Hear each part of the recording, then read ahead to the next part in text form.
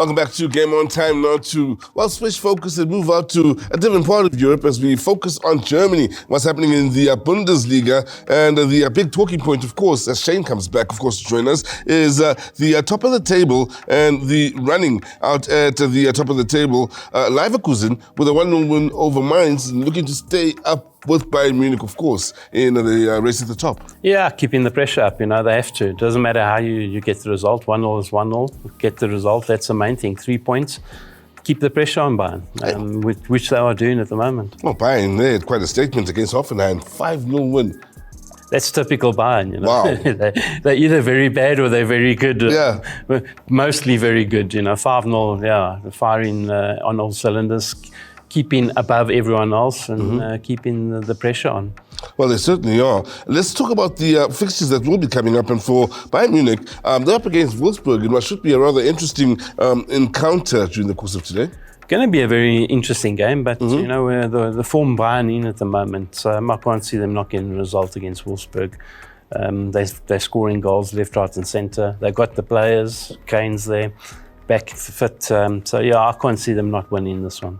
Bayern Leverkusen, of course, they'll be up against Borussia Mönchengladbach in the last game today. And a must win again in trying to stay up with Bayern and keep the pressure on. Yeah, they have to keep the pressure on. If they want to have any chance of winning the league, they've got to keep winning the games. The one good thing we all do know is the top three will stay the same this week, no matter what happens. It'll be the same top three, and they have to keep winning. They have to keep the pressure on Bayern Munich. But they should get the job done, against Mönchengladbach, a team that's up and down. I think Alonso will get them firing again and get a result.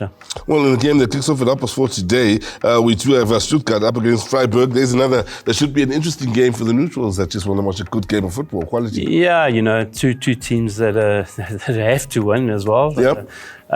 Interesting game. I think a draw's on the cards on this one. Stuttgart haven't been the greatest this whole season, so I think a draw on the cards for this. Bochum under a bit of pressure at the bottom. They up against Leipzig in a game where they're at home, but Leipzig will be looking to pick up the 3 points and maybe favourites going into that game. Yeah, it will be favourites, but come off a bad result, and which is not great for them. And I keep on saying this to you. You can't be a team that sells players all the time like Leipzig. Yeah. They develop the players, they sell them. It's going to catch up with you sooner or later, and this season has caught up with them. They're normally right there at the top, pushing. Against a team now that are struggling and desperate for points. This could go either way. Bochum need the points. Leipzig, we know they want the points, but this could go either way. I wouldn't be able to call this one. With a team like Leipzig and the excitement they bring to the fold in Bundesliga football, with just their scouting and their ability to bring in star players to the Bundesliga, do you see them maybe being able to pick it up and get it going towards the end of the season? Well, the transfer window is going to be closed anyway, so they can't bring any other new players in. So what they try to do is develop from the academy and bring players in slowly. If they're going to be doing that, now's the time to do it. But my advice to them is to stop selling players as much as they do. But it works for them. It's like every other club. They got to stay afloat. That's the way to do it. Bring the players in, make a star of them, and then sell them on. Yep. Now, good game to look forward to tomorrow. Werder Bremen up against Augsburg. Yeah, Werder Bremen should get the job done against Augsburg. I can't see them not getting the result at home. So yeah, we'll go with Werder.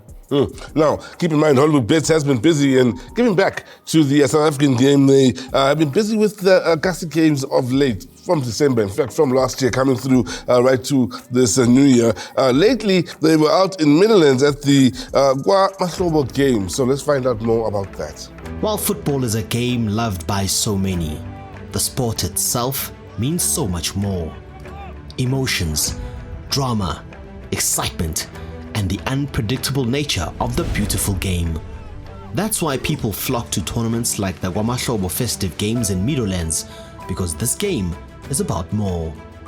Powered by Hollywood Bets, this tournament continues to be one of the leading events of its kind in Gauteng. This is one of the calendar item in our community when it comes to KwaMahlobo Games. Another year, another good year of KwaMahlobo Games. A very, very hectic one and a big one. It's been a very, very long journey since the 26th of December until today, the 12th of January. Some tournaments, when they play what we call a knockout basis. But remember, the purpose of the tournament is to develop and expose talent. We are a very unique tournament whereby we take 40 teams to the tournament, and then we divide all those teams into groups. Now we had teams that went to 8 groups of 5, whereby they started playing the point systems. Now whereby each group produced winners, position 1, position 2. They then qualify for the knockout. The KwaMahlobo Festive Games welcomed a host of top-class teams and players who have played in the professional ranks, such as Itumeleng Shopane, the Kasi cult hero Olani Blackberry Nala, former Baroka midfielder Ayala Shabalala, and the sensational Lungelo Dondolo. Former Orlando Pirates striker and Hollywood Bets ambassador Jerry Kosana spoke about the importance of having top-class players at such tournaments and the potential benefits of being spotted by professional scouts for them and other unknown players. Sometimes somehow players want to go and play where there is a crowd. They want to be seen, and these are the kind of tournaments that they normally come to showcase their skill. But one thing that they need to know, it doesn't end here. They come here just to display. They need to make sure that they capture the eye of the people that are coming here to identify them. The tournament was exciting from start to finish, and after 40 teams tried their best, it was down to 2. The showpiece match pitted together Mudagasi FC against a mighty Meadowlands Juventus, and the latter were truly up for the fight. Moments in front of all these fans, yeah? Imagine it from the first whistle, boys. Come on, eh? Please, eh? No motivation needed. This is what this team is built for. So let's take it home, boys, yeah? Vamos, Juve, vamos, vamos, vamos! 2 of the best teams in the tournament went toe-to-toe, and having both won other festive games, the habit of winning was second nature.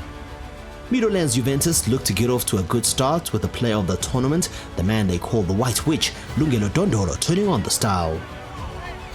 But the Juventus defense went to sleep, and who else but the man they call Blackberry to give Mudagasi the lead from close range. Juventus tried their best to get a goal back, throwing the kitchen sink, and Dondolo had a great chance to level matters late on, but he fired over, and that saw Mudagasi hold on to claim the title.